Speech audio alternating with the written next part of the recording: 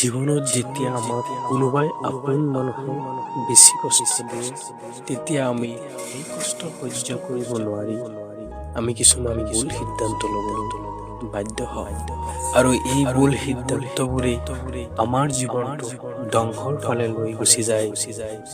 বন্ধু, জীৱনত কোনোবাই বেছিকৈ কষ্ট দিলে আমি কিছুমান ভুল সিদ্ধান্তত উপনীত নহয় কি কৰিব লাগিব তাৰ কেইটামান কথা এই ভিডিঅ'টোত আজি মই আলোচনা কৰিম। আপোনাক কোনোবাই কষ্ট দিলে, ধোকা দিলে, লগে লগে কোনো ভুল সিদ্ধান্তত উপনীত নহ'ব, কাৰণ আপুনি খঙাল অৱস্থাত লোৱা এই সিদ্ধান্তৰ কাৰণে জীৱনত বহুত কষ্ট লগা হ'ব আৰু গোটেই জীৱন আৰু বহুতো কষ্ট সহ্য কৰিব লগা হ'ব। আৰু কেতিয়াবা কিছুমান মানুহে আপোনাক তাৰ জীৱনত এজন মূল্যৱান মানুহ হিচাপে আপোনাক ঠাই দিব।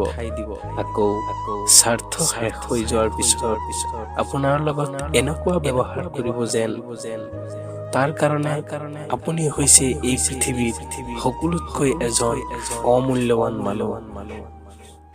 আৰু কেতিয়াবা আপোনাৰ লগত এনেকুৱা কিছুমান এটিটিউডত কথা ক'ব যেন আপোনাৰ লগত কথা কওঁতে তাৰ সময়ৰ অপচয় হৈছে।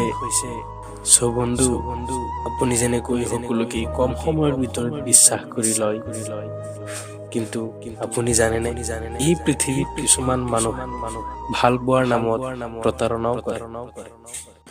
বন্ধু, কোনোবাই এৰি থৈ গুচি গ'ল, তাৰ কাৰণে মন বেয়া নকৰিব, তাৰ কাৰণে নাকান্দিব, কাৰণ যিয়ে আপোনাৰ আপোন হ'ব সি কেতিয়াও আপোনাক এৰি থৈ নাযায়।